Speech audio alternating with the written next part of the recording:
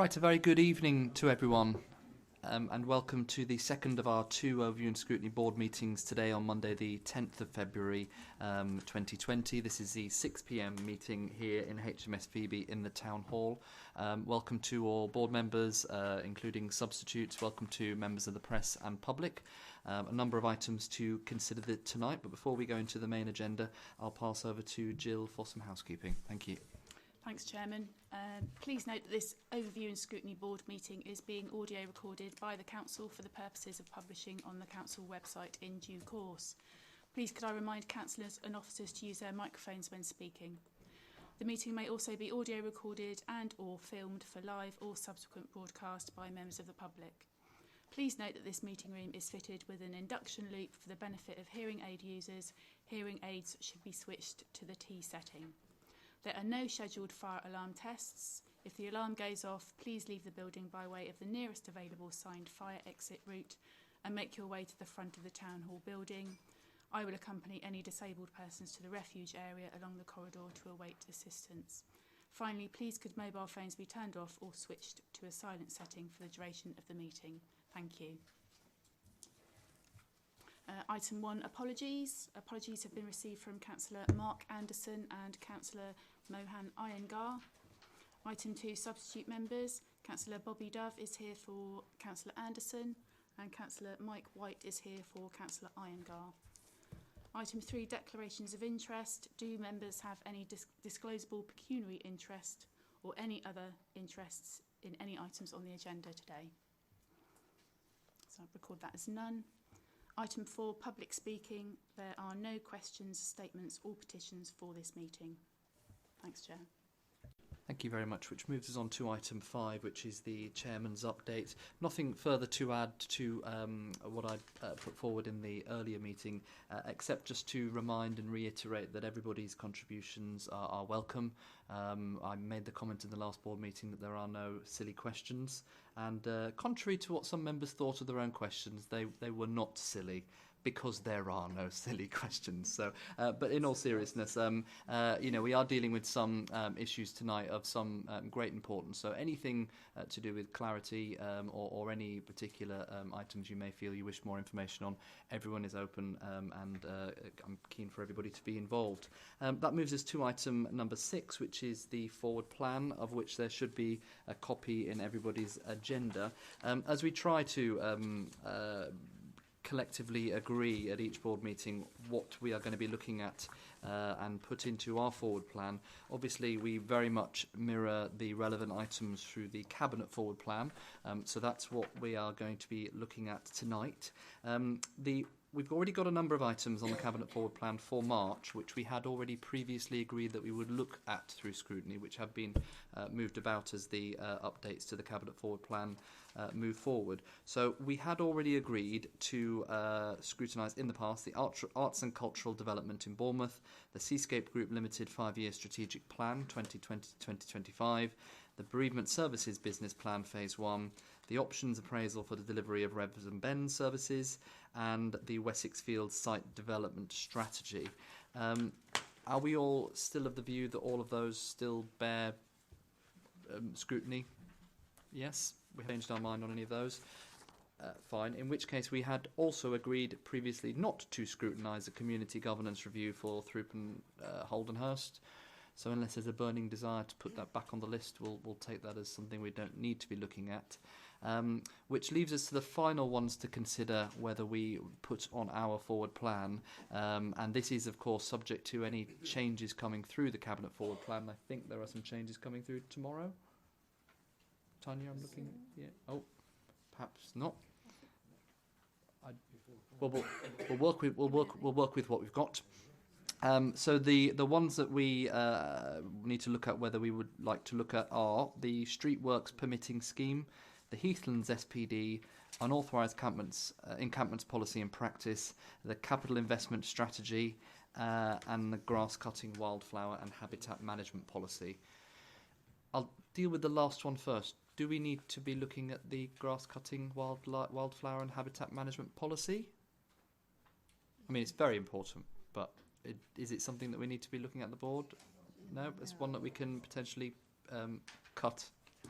In which case, that leaves us with the other items, and I think it's probably better to see if there are any that members wish to exclude. Are there any of those that we don't feel it's worthwhile bringing to the board? No. In which case, that will form the basis for our next 2 meetings, which will be in March. So we'll put that together again with any changes on the forward plan, and bring it back. Okay. So if we're all happy with that, that's our cabinet forward plan. And as per usual, I will circulate that close to the time for any further comments, particularly around any changes. So that brings us on swiftly to item 7, which is the scrutiny of corporate-related cabinet reports, which is Councillor Slade once again. So sorry to have you up and down, but this is an entirely new meeting. So the first item we have to consider is the organisational design estate strategy. Members will all have had the papers, and Councillor Slade, I'll leave it to you to introduce the item. Thank you very much. Thank you, Chair. So you can't have failed to see this one in the paper in the last few days. So we adopted a principle last year that in order to create that new cohesive modern council, we needed to adopt a new operating model. There was a big event hosted with KPMG around what that operating model should look like. And there was a principle around developing a single civic hub. And if you read through the papers in part 6, it also confirms that across our 3 existing hubs, we have an average occupancy level of only 41%, which backs up the fact that we've got more space than we probably need in our main hubs. The thing to make really stressed is that whilst wanting to have a single civic centre, there was a commitment right the way back that didn't mean retreating into one place. It meant looking at what services needed to be in a central location and what services were best served closer to people. So rather than being in 3 civic hubs, it was about 1 civic hub and lots of community spokes, whether that was using existing buildings such as libraries and community centres, or whether it was through smaller town hubs in places like Christchurch and Poole, but not full HQs. Following the operating model event, we specifically asked KPMG to assess what the council needed, looking at what we'd agreed the operating model would look like, how the new ways of working might actually pan out. And what this report is here to do is to simply reflect that work, and that the 3 options that we could look at were buy, build or recycle. And the recommendation that this report gives us is that of those 3 options, the least expensive option is to recycle something we already have. Environmentally, probably the least impactful option is to recycle what we've got. And actually, probably the best option is to recycle something we've already got. It meets our needs, and on the size, because we need to find a centre that has at least 9,700 square feet, the only one that actually fits that bill without significant building and extension is Bournemouth, which happens to be in the middle. I also want to make really clear what this is not. This is not a proposal, as per the Echo, to spend £29 million. This report shows comparable costs of between £20 and £29 million to do the piece of work if we do it properly. It does go into some detail about how we could do it cheaper if we just did the bits of the building that were in the most need of improvement. But actually, would that deliver what we really want, which is a modern, accessible, accountable council that is worthy of the really hard-working staff that work for the council? So really want to stress this is not about giving officers or members a cheque for £29 million. This is to approve the next part of the process, which is to say, yes, recycle, yes, Bournemouth makes sense, please go to a pre-engagement section of the process where we can test the market, see what our options are, look at what the council buildings might look like, and actually challenge the numbers to bring that back later on in the summer around a delivery plan and how it would physically work, about how you decant people out to do the work and bring people back in again, how we work with our partners like the Coroner's Court, the CAB, the registrars who use this building, how it impacts on staff travel, where we relocate people in the short term. So that's really what we're looking to do. And in order to let the officers do that and not waste money on multiple options, it's really narrowing it down to an option. So I'm sure there'll be lots of questions on it, and if they're too technical, I'll pass to Julian, but I've challenged him with lots of questions, so I'm hoping I should be able to answer most of your questions. Thank you very much. In the absence of being waved at yet, I will start, if that's all right. It's obviously the paper, which is the report, I suppose, from KPMG, which goes a lot of detail about the detail of why, if you like. And of course, this is an operational decision on one side, because it is where within the parameters of what we've got, you need to locate your workforce and how you do it. But of course, as we all know, and as we've seen from the press in the last week, it is often a lot deeper than that, and it's about where the council is, about the connection to the communities, how we want our council to interact with residents, and so whilst it is an operational decision, and the paper has come to the conclusion that operationally this is what we need to do and this is where we need to be, it does go deeper, particularly, and it is very emotive within the community. So I just wondered what public consultation you'd done before arriving at this very real decision. There hasn't been public consultation about which place our central office should be, because KPMG were asked to look at the operational decision making. What's happening as we speak over a 12-week period is a community engagement strategy that is asking the public how they want to engage with the council, how they want to talk to us, where they want to talk to us, and about what they want to talk to us. And so that piece of work, I'm hoping, is going to tell us the other side of the story, is that people want to engage with us digitally, they want to engage with us face-to-face, they want to engage with us online, they want to engage with us by phone. And actually, we then need to look at which of those services should sit in the centre and which of those services should sit out in the localities. And that's what the next stage will allow us to do in trying to establish. So my personal passion, I think libraries are a really important community building. But I think they're much more than a building. I think they're potentially the heart of our communities. And the best way, in my mind, to future-proof our libraries is to co-locate more of our council services in our libraries, to give our council staff more opportunities to work in those spaces, and so that they become an integral part of that community.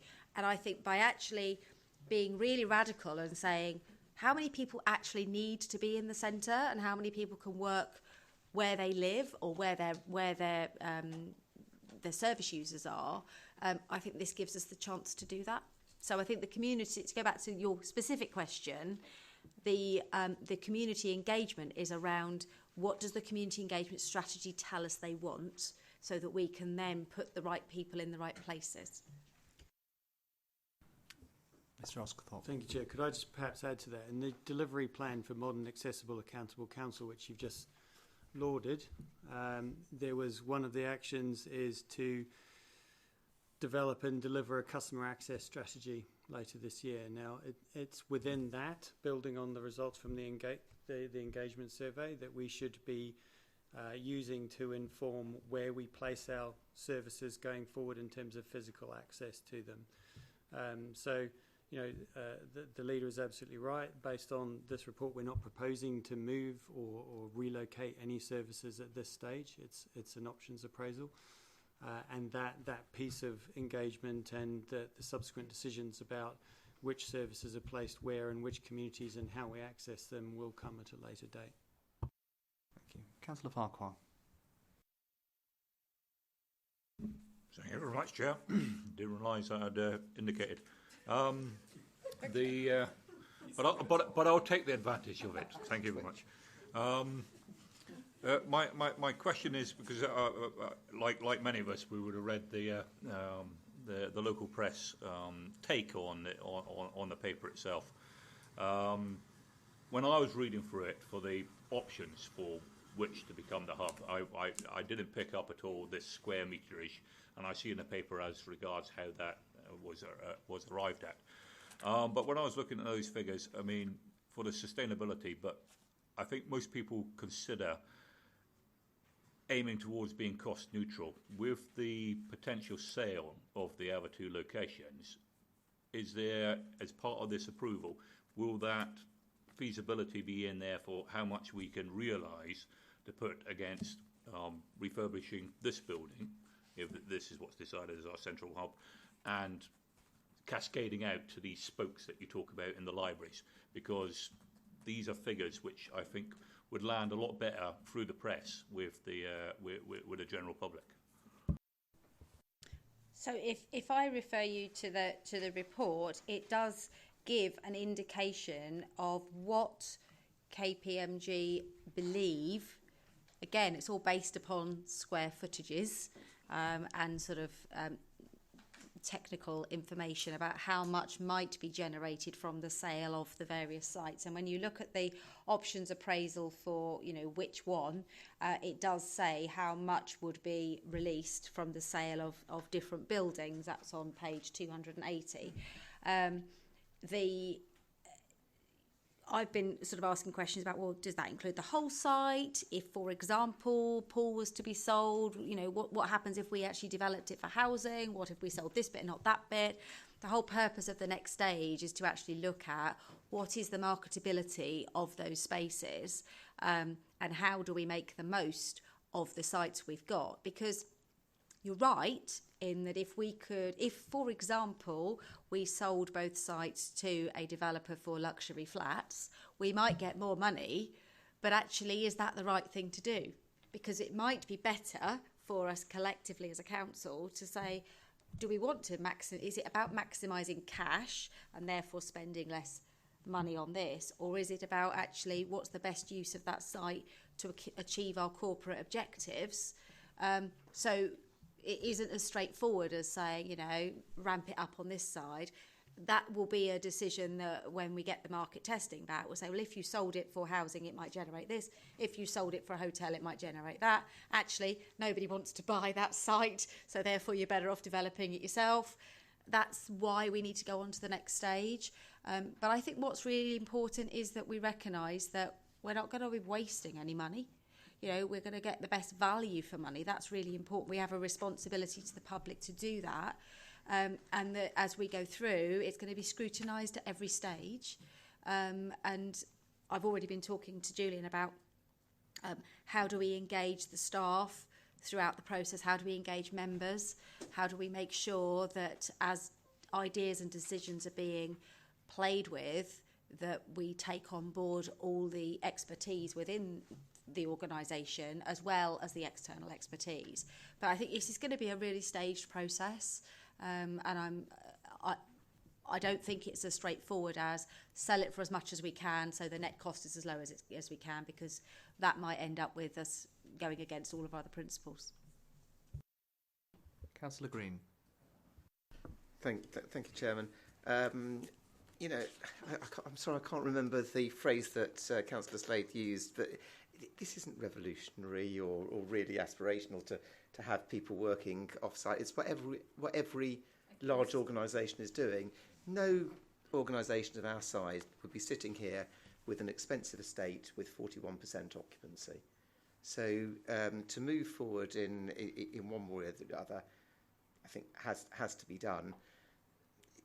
The first indication seems to be that Bournemouth Town Hall complex is the way through, and that's why, to me, the recommendation B, it doesn't say you're going for that. It says put it forward as a preferred model, because there has to be an amount of analysis that is done first, which to me is what this is asking for. The only big problem I have is as far as the paper's concerned, is the reason for recommendations on the front page, which has all the 5 recommendations, and the reason is given as to adopt the current Bournemouth Town Hall complex as a site. So I think probably a change to that paper recommendation reason for it might be quite useful. Thank you, Councillor Green. Councillor Rigby. I think that's a fair comment. Thanks, Chair. Yeah, going through this, I'm really supportive of the concept and the idea of it. I mean, as when we look at like sustainability and what we're aiming to do, and you know, you run down the things of reduce, reuse, repair, recycle, and we're doing all of those things. We're starting to reduce the amount of space we're using. We're repairing what we've got, and also by doing that and refurbing it to better standards, we're going to reduce our own running costs of the buildings as well. What I really like about the concept, though, is the fact that we are going to be going out and putting these spokes out, as you've said it, and we'll be actually having places within the community, be it libraries or community centres, which can actually interact with residents without dragging them across the conurbation and making people travel to get to what they need and what they need to do. And if people need more service than just paying their bills or whatever, I suppose there'd be a scope there to have the officers go out for particular consultations and things like that. And is that the concept you're looking towards? So if you go back to the operational design model, organisational design model, get the words right, there is this sort of simple problem, complex problem, sort of twin track approach.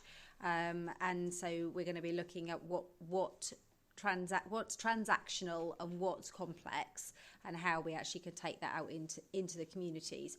At this point, you know, we're not making a commitment to anything until we've actually done that other piece of work. How do people want to work with us? What access do they need?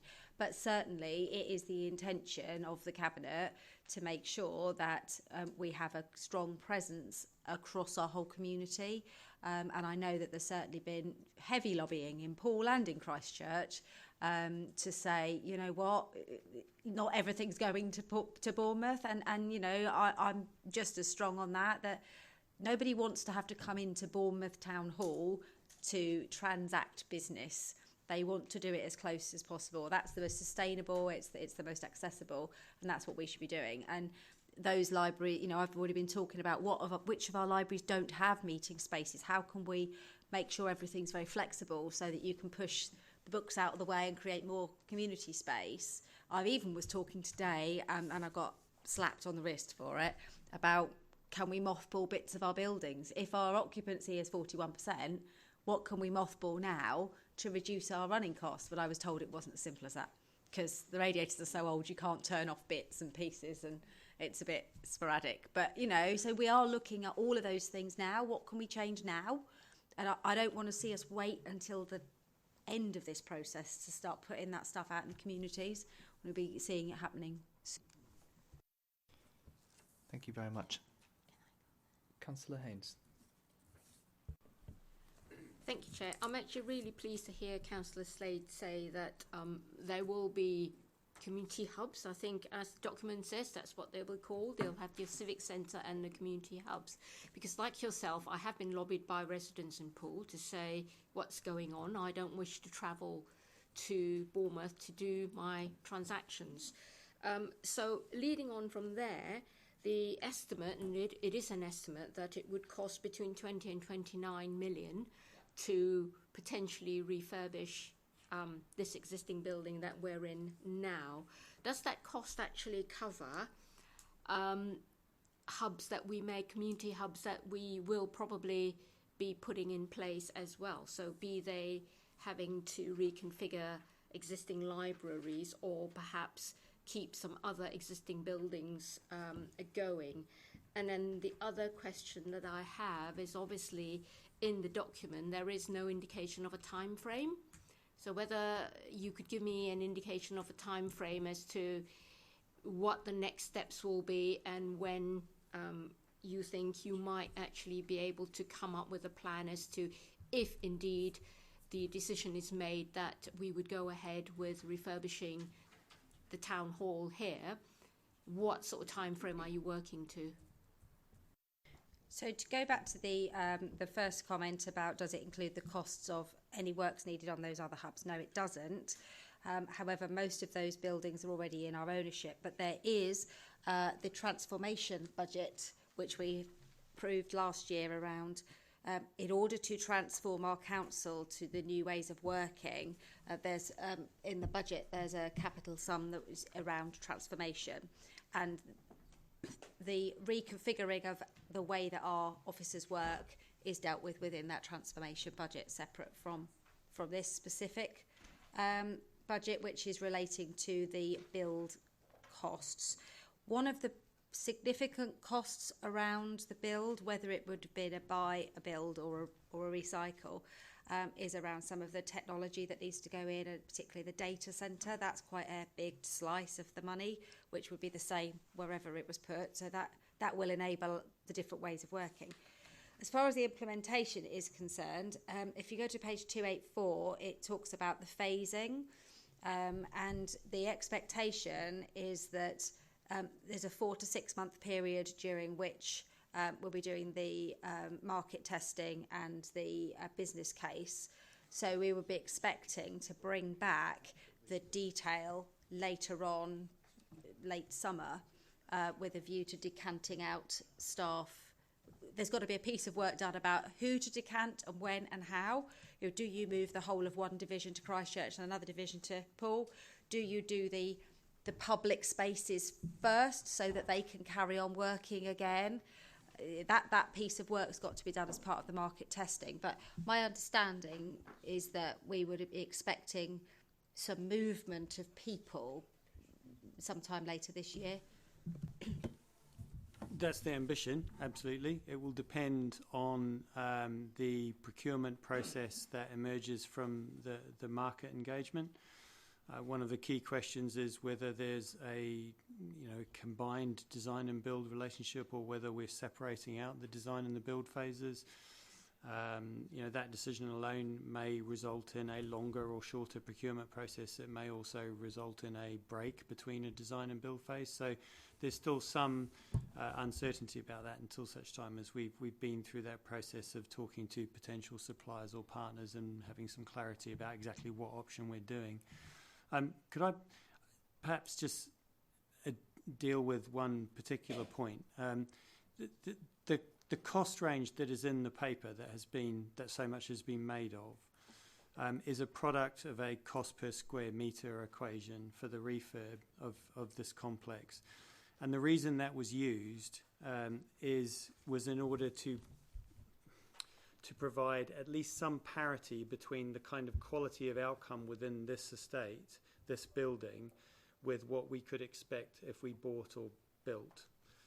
The paper makes it clear that if we did adopt the recycle and refurb option of the Bournemouth Town Hall complex, through that detailed design phase, we would have an opportunity to make explicit decisions about how much money we were willing to commit according to the outcomes we wanted. So while it does not include the cost of developing hubs, equally I wouldn't want the committee or Cabinet or Council to believe that we were just going to spend necessarily all that money on the Civic Centre. It should be viewed as a staged process, as the leader said, during which we will have choices to make about how much we spend and on what we spend it. Thank you very much. I have one final speaker, Councillor Nicola Green. Thank you, Chairman. And it does follow on from Mr Osgothorpe's comments, and indeed Councillor Slade's about what this is and what this isn't. So, excuse me, I'm not asking for this to be the whole piece of work, but clearly there is a whole estate strategy which needs to be developed.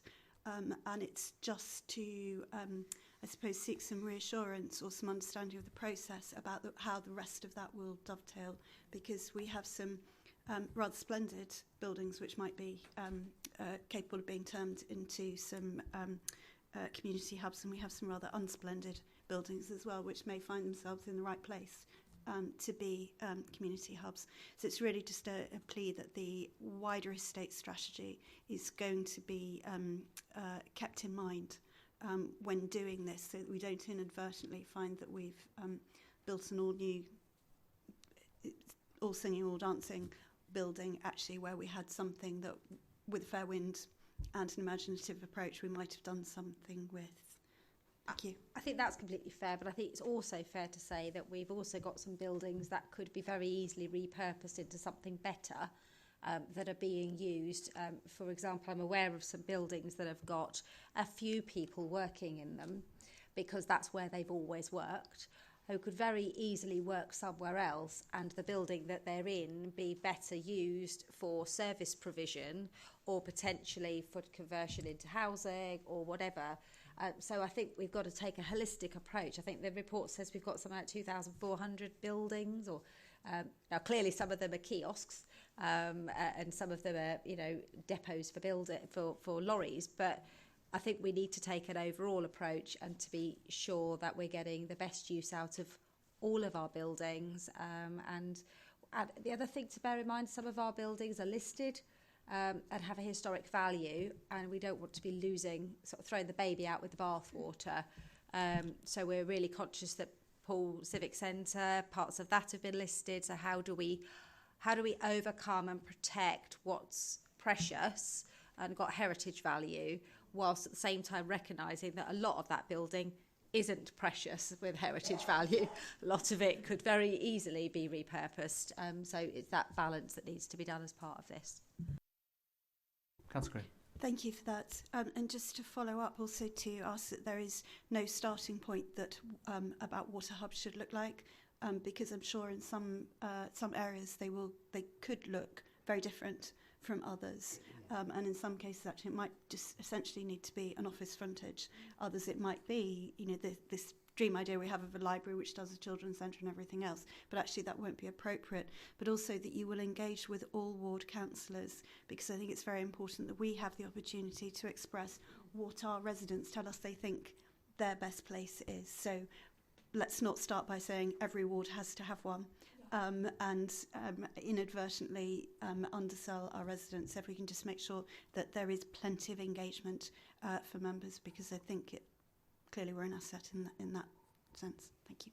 I think that's really important. I think where we have libraries and they are valued, or community centres and they are valued, what we're not saying is, what we're being really clear on here is that people aren't going to see us. We're all retreating to Bournemouth. That's a really important message that we need to tell people who are living in Hamworthy and Highcliffe, that you haven't got to go to Bournemouth to do anything that you wouldn't otherwise go to Bournemouth for. That's not to say that you're going to suddenly start popping up spaces that we don't need and don't add value, but it might well be that there is a space on a high street where we don't have enough presence, that we could have a presence, and we need to look at all those possibilities. So I completely agree with you there. And on ward councillor engagement, I know that I've been working with Karen on a protocol, because I know it's been a bit hit and miss with the new system about some things happening in wards and people not always knowing about them at the right time. So I've been working with Richard and Karen to make sure there's a protocol that if something's planned to be happening in somebody's ward, that the people that know about it first are the ward councillors, because to me, I'd be mortified if something was happening in my ward and I didn't know about it. Thank you very much. Thank you for all the comments. I'm going to make a suggestion, actually. I think we've all established it's a very big decision, and actually, quite interestingly, it's one that has generated. I've had a lot of emails about this, and we've seen the press coverage about it. I've actually had a number of members of staff who have reached out on this as well, and because whenever these things are discussed, it does generate a little bit of concern and worry for those that are directly involved. And as I'd said at the beginning, I suppose the only downside is that yes, we have to make a decision, but obviously there hasn't been a tremendous amount of engagement before the decision. My understanding is that this is going to come back to a cabinet report in June. So the board knows I always harp on about working groups, but we haven't actually done it yet. So I was going to suggest a working group from the Overview and Scrutiny Board around the estate strategy, particularly in reference to that June meeting. So maybe 1 or 2 meetings. I'm quite happy to be the lead member on it as a first working group, and to have that available to any members that are of interest from any of the board whatsoever to get involved, and maybe start to look at some of the important elements of the estate strategy, but also the details behind the proposed next steps about how we as a board may helpfully engage in this work going forward, so that as when we come back to the next meeting, it is not just another big decision that's landed on us, and then we can discuss some of these aspects around the community engagement, around staff engagement, and also around member engagement as well. So is the board happy with that? I think we need to start somewhere with working groups. It seems to me to be a sensible one to start with, and if we can productively start to engage with this to help the decision making going forward, then I think that should be hopefully quite useful. So if the boards agree with that, I'll start work on that working group. Any further comments, Councillor Slade? Okay. In which case, thank you very much for that report.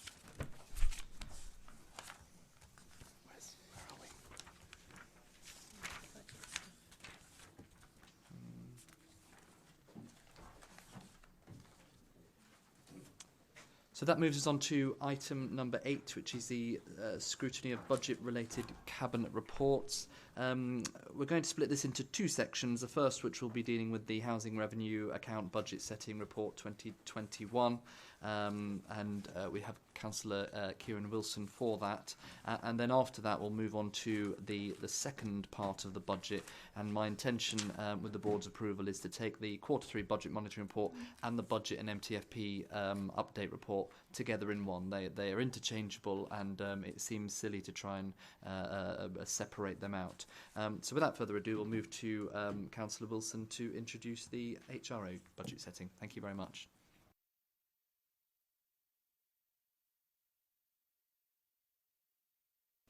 Thank you. This paper sets out proposals for the HRA for the next 3 years, with detail around charges to be made to tenants and leaseholders, and the services to be delivered in exchange for those charges. But I believe that this paper is much more than that. While this paper does indeed set out the day-to-day rental charges and details of service delivery, it also sets out plans on how we will use the HRA funding to deliver more and improved housing that meets local needs, address affordability issues driving the housing crisis, and support measures around tackling homelessness, and drive work around the sustainability of stock, ensuring it is fit for purpose, not just for now, but for 50 years' time. This paper, of course, doesn't include all the answers. There's much work still to do throughout 2020, but it does set out a budget for those areas that form the key day-to-day services that residents expect, and the direction of travel on the key issues of more social housing new build and delivery of environmental measures across the council owner stock.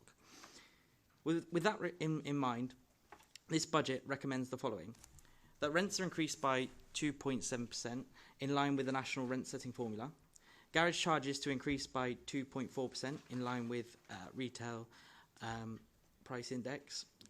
Service charges are adjusted to reflect annual costs incurred, with no charge going up more than 2.4%, with changes ranging from a decrease of 3% for pool utility costs through to an increase of 2.4% for scooter charges. That the PHP management fee is increased to reflect the increased staffing costs from pay awards and pension contributions. This reflects the budget increase to the revenue budgets to cover similar costs within the Bournemouth neighbourhood. The approach to depreciation is held within each neighbourhood, but that further work is done throughout to harmonise the approaches. These recommendations reflect the work that each of the neighbourhoods to deliver core services and to manage and maintain stock. In addition to these areas, this paper sets out recommendations around major projects and new build programmes that will be delivered. The building of over 120 homes on Princess Road, the delivery of homes via infill sites, the delivery of 24 homes used for temporary accommodation. These schemes are underway and will deliver significant benefits, but 2021 will also see proposals brought forward that set out the strategic direction of new builds supported by the HRA and how this can best meet local needs. How the HRA can be used to deliver more social rather than affordable homes, and what standards should be built. These are critical discussions across 2020, and this budget sets out the basis against which these issues can be discussed. So I'm going to open it up to the floor for questions now. And yeah, fire. Thank you very much. Councillor Bartlett. Thank you, Chair. I have two questions. The first one relates to the provision of social housing. You talk about the potential for developing social housing, but in the report, paragraph 76, it talks about the financial difficulties of funding social housing with the current constraints of capital required. Now, given that we hope, presumably, to build on council-owned land, interest rates have never been much lower than they are at the moment, and that loans are repayable over a long period, 50 years or whatever, and that we do not currently take into account capital appreciation in the model, I believe. Is there any can you give us any comfort about the council's ability to do what it says it's going to do in terms of providing additional social housing? To date, we haven't seen any. We've only heard words about the provision of extra social housing, but what we actually see in the report is a question mark over whether it's going to be able to do that. So I wondered if you could just give some words about social housing. That's the first question. Okay, Councillor Wilson. So do you want me to take that first before you ask your second? Okay, so yeah, we have heard a lot of discussion about social housing, and it's something that's very high up on my agenda. I think that we as an administration want to provide social housing, but in the HRA, we've had two very well-managed HRAs from the previous legacies that have allowed us to not have to only borrow from the general fund, which is really important. And I think that we have to consider the viability. I know the points you raise, but there is still viability issues within them points, even then, and we have to consider them across the piece. So if we wanted 100% social rent from everything we built now, that would have an effect on how much we built, and we do have to balance that out.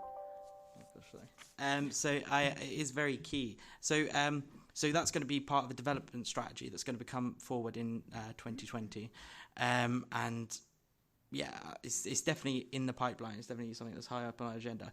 But I completely understand your frustrations when it does seem to be something that comes up every time with every new development, and a lot of these developments are previous legacy developments, which have been already set aside with viability and already have their own financial modelling associated with them, and I'm trying to be as well managed and as financially sensible to follow in many ways how well managed the HRAs were by the previous administration. But if my officers would like to add anything to that. If I just want to add on, I mean, the committee will know that actually what we're trying to balance here is that actually the cost of build against the income that's received in from either social or affordable rents. And there are many factors within that. But one of the key factors is how much subsidy we can put against the housing revenue account in order to offset some of those costs so that actually the rents that we receive can cover the final costs of the HRA. And the two main areas that we focus on are the right to buy receipts that we get back from properties that are lost to the HRA under the right to buy, and Homes England grant. And there is Homes England grant currently available to build at social rent. So and actually, if we can secure either of those funding streams, then actually the viability of delivering at social rent becomes much more possible. But without either of those funding streams, actually the viability of building at social rent is just not there, given the cost of build within the conurbation. So I think officers have been tasked very strongly by Councillor Wilson that actually that's what he wants to see brought forward. And we will be working over the next year to be able to understand how viable are those schemes with those levels of subsidy to see what can be delivered. Thank you. Second question, Councillor Bartlett? Yeah, just before I ask the second question, as I said, there's probably not a better time ever And it makes you wonder how, when the country was completely broke after the last war, how we managed to build hundreds of thousands of council houses, and we did it because we had to, and so this is where I'm coming from. If you need to do something, you need to find a way of doing it. My second question, and it does follow on from that, about how things are funded in terms of rents. On the Appendix A, the Housing Revenue Account, it gives the effects of the rent increases on typical houses across the conurbation. And I picked a couple at random, actually, and I found one in Turnbull Lane, 3-bedroom house, which has got a rent of £157. That's new rent, 100%. And I worked that out with my fag packet calculator as being £684 a month per calendar month. Now, is that a social rent, or is it a percentage of 80% market rate, or capped at the LHA rate, whichever is the lower, which is the model I think we use? So is that a social rent? It is. And is also the one in Dolphin Avenue a social rent as well? Sorry, I believe Turnbull is actually capped at LHA, and it was actually LHA when it was built 3 years ago, right. And it's also been under rent reduction for 4 years, from the 1% rent reduction every year for 4 years. Okay, can I just follow up on that then? The LHA rate for a 3-bedroom property in the area is £842 a month.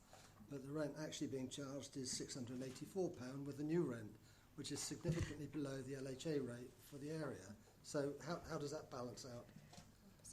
If I can just come in terms of Turnbull Lane, it is a new build scheme in the Duck Lane, so it would have been affordable rent, and we peg that at local housing allowance at that point in time. But as Councillor Wilson said, that would have gone down 1% every year in terms of the old rent policy. Okay, so the rents do not reflect LHA rates as they are today? No, because we've been experiencing... When they were first built and then reduced by 1%? Yeah, because the national rent policy has taken them down 1% and then we're going back up. That's really quite an eye-opener for me, I have to say, Chair. Thank you. Thank you very much, Councillor Bartlett. Councillor White. Yeah, thank you, Chairman. It's just a clarification. I'm probably missing something, but if you look at recommendation 2, item 10, item X, it talks about a one-off contribution of £1 million from each neighbourhood HRA to the general fund. I'm slightly puzzled because I thought the HRA was actually ring-fenced. Thank you. Perhaps you can clarify that. Councillor Wilson. Yeah, so that's a contribution from both neighbourhoods of £1 million each.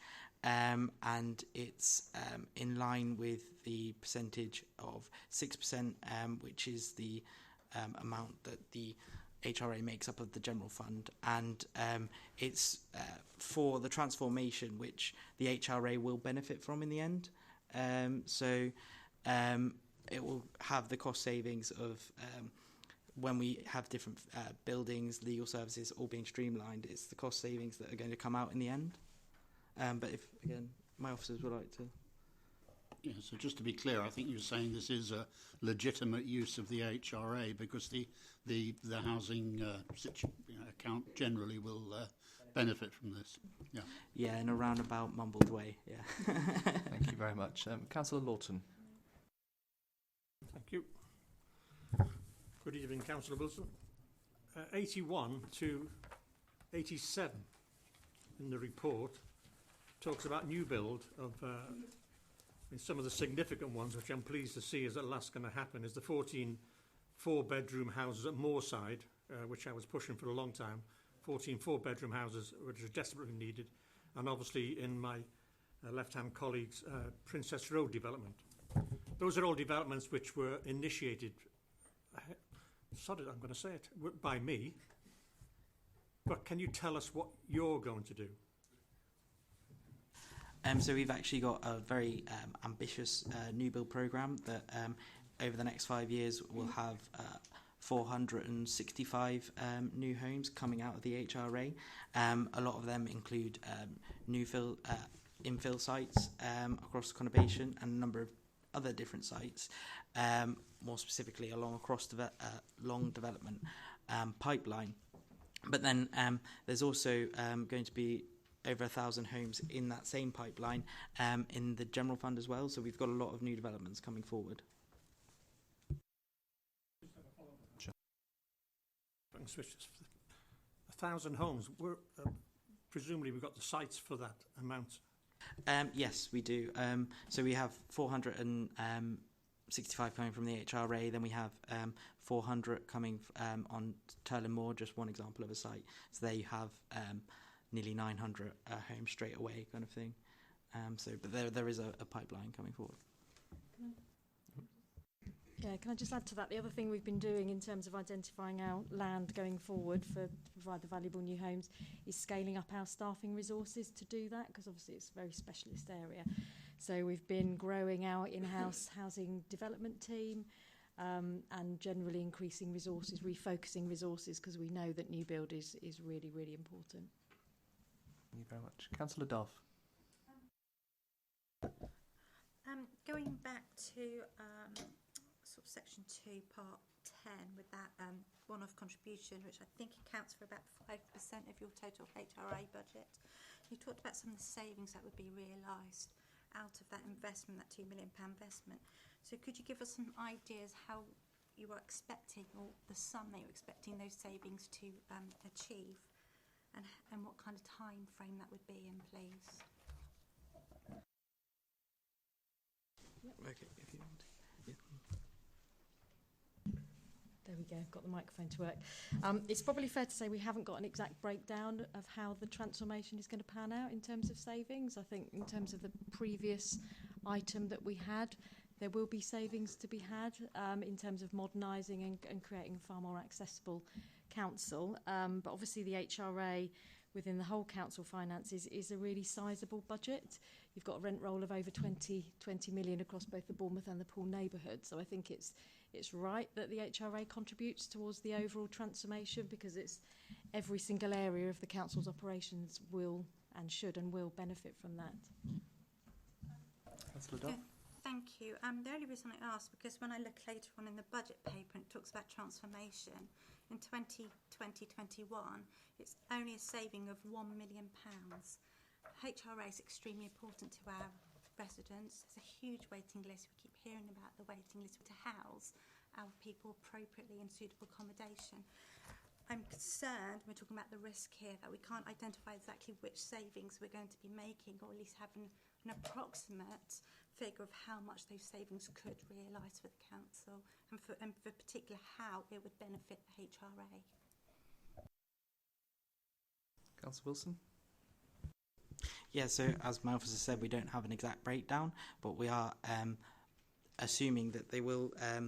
We anticipate benefits in relation to customer contact, service redesign, third-party spend due to greater purchasing power. So all of these things will accumulate over time, and eventually we will see the savings. But we don't have an exact figure, and it's very difficult to calculate that. Thank you, Councillor Nicola Green. Thank you, Chairman. I feel I really need to ask this then. Where will the governance for that money sit? Because I understand the notion of transformation clearly, and one would also expect there to be a business case made out for that. We're being asked, these will be council recommendations certainly that we'll all be accountable for, to, as Councillor Dove says, to agree that £2 million should come out of our scamp resources within the housing revenue that we know there are very strict governance arrangements about, on a kind of trust us, we'll get round to it basis. So I just think as a board, we need to know where that governance is taking place. It doesn't necessarily need to come to this board, but I think we do need some confidence, given that as councillors we are all individually being asked to vote on that, and to make sure that money which has come from our council tenants has a purpose and a clear line of accountability. So if you could just set out how that's going to happen so that we can track that through the year. Yeah, so I've seen Julian come to the table, so I think there might be a reason for that. You know things are bad when more officers. I think you had 6 last time. So, Julian. I thought you were going to say when I turn up, Councillor Broad. I think the questions that have been raised are entirely valid. If I draw your attention back to the Cabinet paper in November last year, which set out the results of the organisational design and the operating model work, that showed that we believe there is somewhere between 26 and 43 million pounds worth of costs that we will take out of the base budget of BCP Council over the next 3 to 5 years. That level of reduction from the cost base of the council will inevitably and clearly flow through into the costs of the HRA, the cost base of the HRA.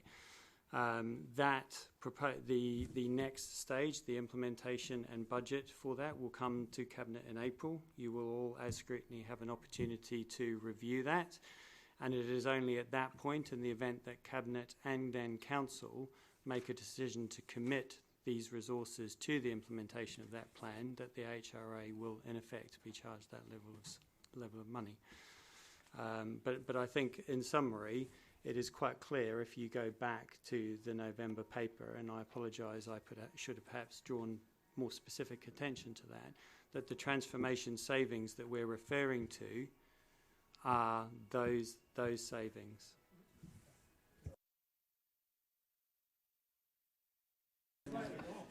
It's almost a nursery rhyme accompaniment with that, Mr. Oscarthorpe. Thanks for the musical interlude. Councillor Green, you wish to come back? Thank you, Chairman, and thank you to Mr. Oscarthorpe. I understand everything that you've said, and I believe you that it will happen. I'm just not sure that this paper sets it out clearly enough, and at this stage I'm not quite sure what we can do. But I wonder whether perhaps there is something which could come as a statement to Cabinet to feed into the papers that we will actually be voting upon, because we have to vote on this as it stands. And if there is something missing from that, then our decision won't be as complete as it should. And if we can just have perhaps an amendment in the Cabinet minutes, something like that, then I would be perfectly happy to stop this line of questioning. But I do think it's important that all members have that information available to them.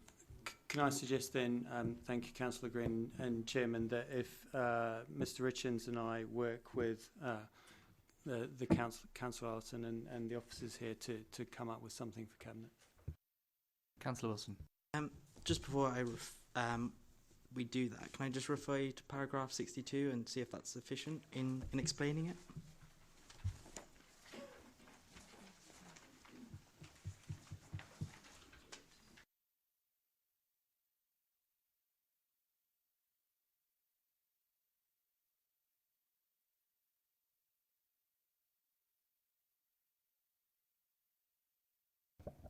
Thank you very much. I think it just kind of repeats more of the same, but I think what we need to do is make sure that it's about value for money. Can that money, £2 million, be better utilised within the HRA for the good of our residents? Or actually, if we take it out, what's that £2 million going to do? What's it going to realise? I think that's my concern.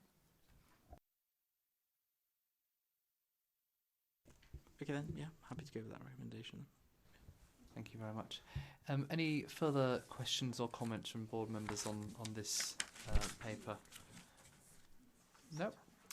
In which case, thank you very much to Councillor Wilson and crew.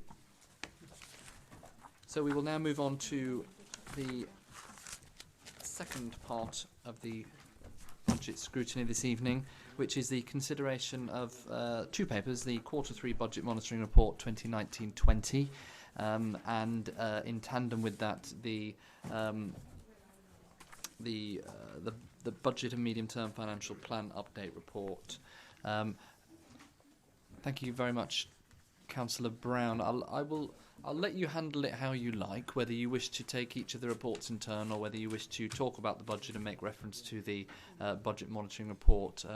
The floor essentially is all yours, but I'll give you the opportunity to introduce the budget to us. Thank you very much. Thank you, Chair. Yeah, I will introduce each of the reports because they do serve a slightly different purpose. So firstly, the Q3 budget monitoring report, which is item 7 on the Cabinet's agenda. The purpose of this report is to present the Council's performance against budget for the period 1st of April 2019 to the 31st of December 2019. You'll have already seen these before the sort of end of the first quarter and second quarter, so hopefully you'll be familiar with the structure of the report. In summary, the General Fund revenue projected outturn for 2019-20 is a pressure within services of £5.3 million. These pressures will, though, not result in a deficit, as additional resources were allowed for within the overall budget approved by the BCP Shadow Authority in February 2019 to manage the greater than normal level of uncertainty in this first year of the new council. So the additional resources are cited as a £2.5 million revenue-based budget contingency designed to cover ongoing pressures not recognised or foreseen in service budgets, and a £6.5 million in-service specific financial resilience earmarked reserves designed to enable the services to manage any one-off emerging issues as they strive to deliver the seamless transfer of services. The position for this third quarter can be compared to the £4.5 million pressure forecast at the end of the second quarter, with the most significant change being in adult social care, who are now predicting a £1 million overspend. This change in position is due to the significant increase in demand for care, including activity to free up hospital beds more quickly within the National Health Service. This report also sets out as an appendix a report from the Corporate Director for Adult Social Care on the previously reported £1.4 million projected income deficit in service user contributions that is now recovered, and a report from the Corporate Director for Resources setting out actions that can be taken to mitigate the pressures within that directorate. Included in the report is an update on the high needs budget of the dedicated schools grant, with the accumulated deficit as at the 31st March 2020 now forecast to be £5.5 million, which is an increase of £1.9 million for the year. It should be emphasised that the General Fund revenue position includes what is now estimated to be a £1 million service pressure in respect of special educational needs transport, which is associated with the growth in demand for education, health and care plans. Chair, the report also provides detailed and transparent information on the forecast use of the Council's earmarked reserves, its capital investment programme and its housing revenue account. And just in closing, I wanted to clarify and draw to members' attention that I particularly highlight that the report requests Council approval for the release of up to £2.7 million of the Financial Resilience Reserve to allow services to maintain the projected level of activity and related spending plans to deliver on agreed priorities. So would you like me to take questions on that report first? Or any questions on this paper? Or are people feeling that we might want to do it in tandem with the budget? Specific questions, or happy to plough through? Plough through, Councillor Brown. Okay. Okay, the budget proposal.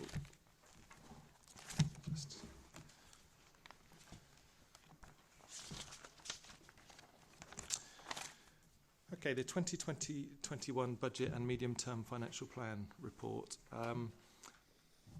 This is a responsible and sustainable budget with investment that supports people's well-being and vibrant communities, and that is the focus for BCP Council's proposed 2020-21 budget. We're now demonstrating our commitment to delivering on our corporate priorities by setting a budget that's built on our adopted guiding principles of well-being, investment and sustainability. And it highlights our strategic priorities of a sustainable environment, dynamic places, connected communities, brighter futures and fulfilled lives. We're also addressing inequalities in service provision legacies which were inherited from the three preceding councils. And I'll run through the overview of the proposed report. It's obviously a very lengthy report, but I think it's worth highlighting everything that's within there. So this budget is a responsible and sustainable budget, as I said, which harmonises council tax over the next 2 years with a consistent rate being charged from April 2021 onwards. It continues to ensure consistent standards of service are delivered by April 2021 as far as possible. It provides for the ongoing resources needed to keep the reopened pool public conveniences accessible to the public.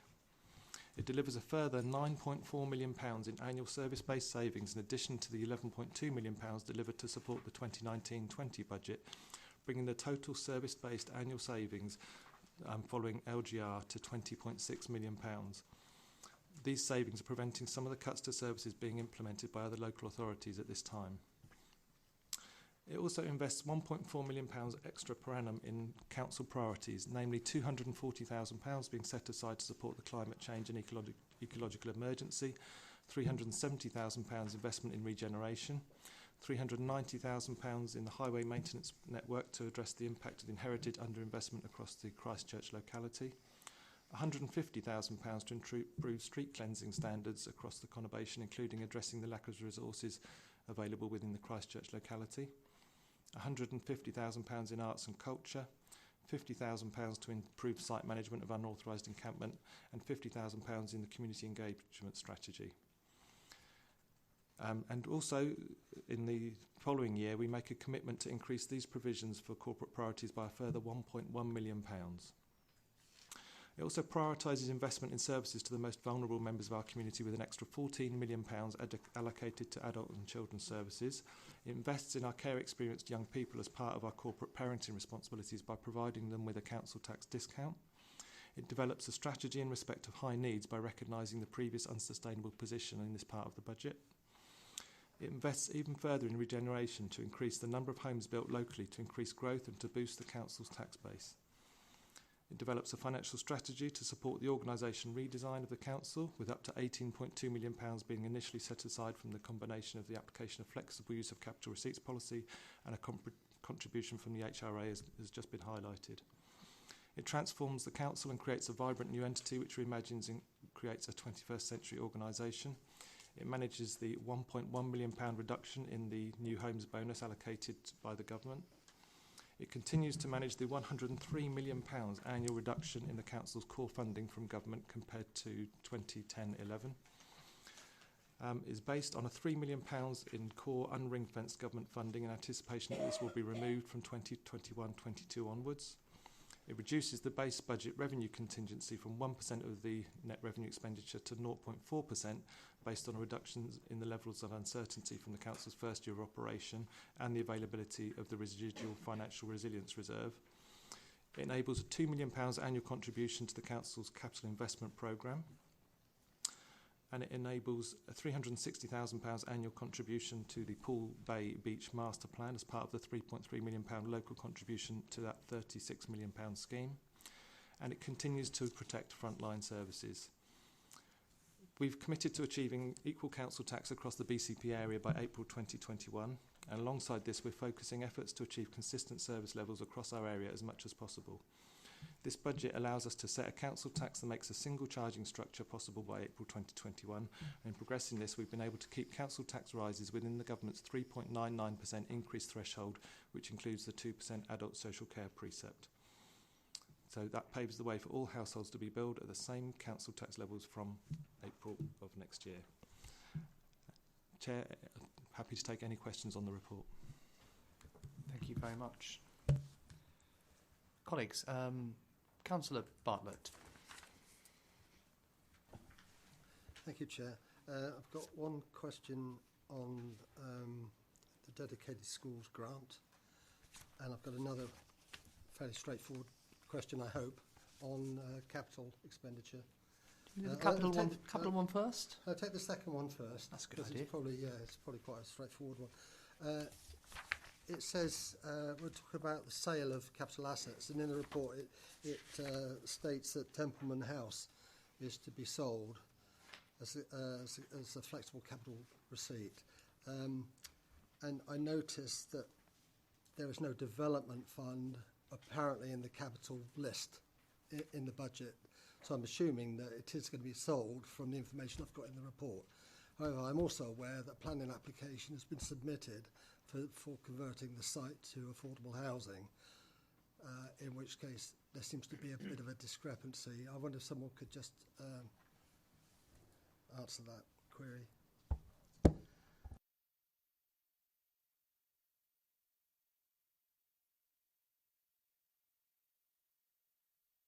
Paragraph 17.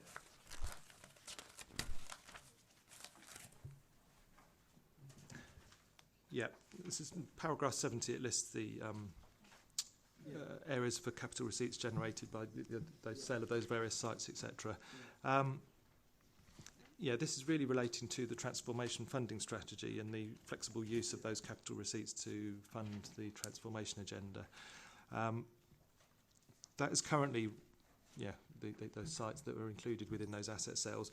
It's estimated that those will generate around 16.2 million, as it says in paragraph 71. Obviously, depends on market circumstances at the time, and these things do change in the future. But those are the lists of sites that have been deemed surplus to requirements at the moment. This is completely contrary to the information I have, Chair, on the future of that site. I don't really know what to say, because it's completely different.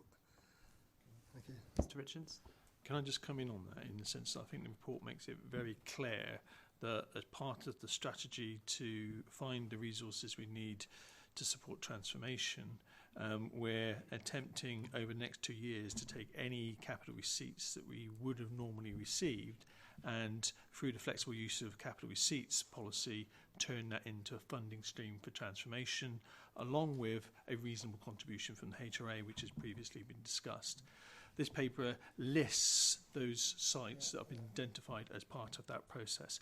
What it doesn't prohibit, however, is business cases being developed that would actually potentially provide a better use to the council for those potential assets, but that value will need to be captured as part of the funding strategy for transformation as part of that approach. So if they can come up with a better idea that's going to generate more money, then fine, but that value will need to be captured as part of the transformation funding strategy. Yeah, I understand that. Thank you very much for that answer.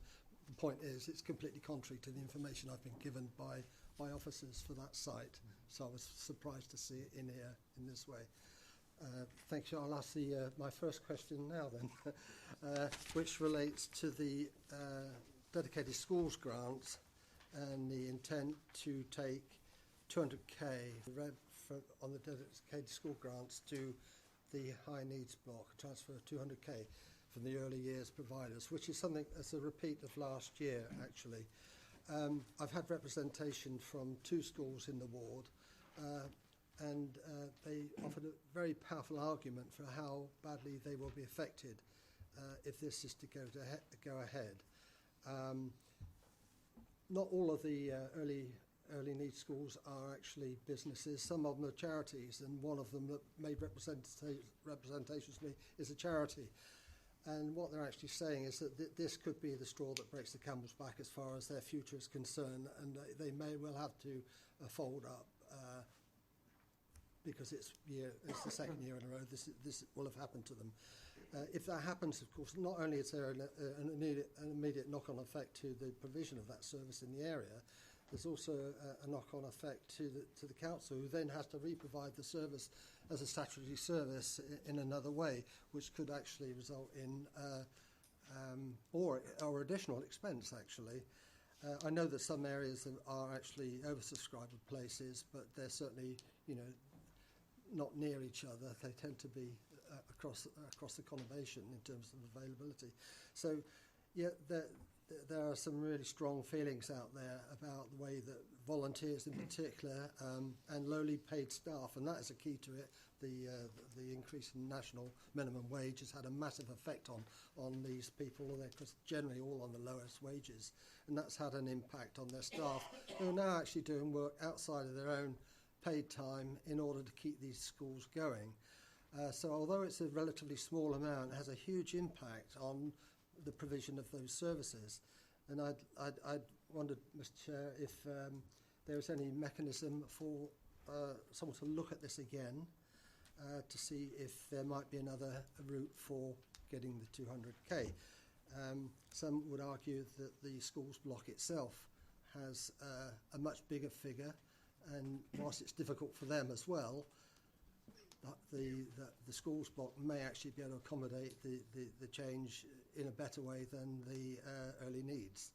I'm not an expert in this area. I'm just relaying to you the arguments that have been put forward to me by these providers that are really struggling and may well go out of a business as a result of this policy. Just to follow on from that, I do note that there is also an intent to move I think, £1.8 million of revenue into the High Needs block at some point as well. Or is it 1.2? Which, again, is this a question of the council taxpayer paying for services which are in theory funded by the government through that ring-fenced dedicated schools grant? And there are some really worrying issues, and I see what you've done here in terms of providing the financial liability, presumably on the balance sheet to cover off the risk of that. But clearly, these figures are huge. It's really worrying to think that the government are going to leave it with the councils to pick up this huge bill. I don't know if you could comment on that as well. Thank you. I could comment for some time on that, but I will try to keep it reasonably time limited. You're right, this is a really difficult area. Trying to set up some sort of resilience around the pressures and the growing deficit within the high needs block of the dedicated schools grant.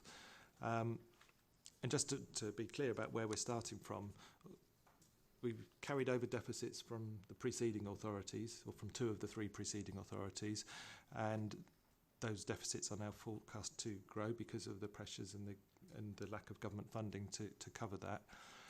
And at the end of the day, government does sort of say, well, it's not really the council's responsibility, it's within the schools and the schools forum. I've attended all the schools forum meetings that discuss it. And it's a really difficult area because government are not sufficiently funding it. But actually, and when we come down to the early years, the £200,000 transfer for the early years, let's be clear that government decide what the funding is for early year placements.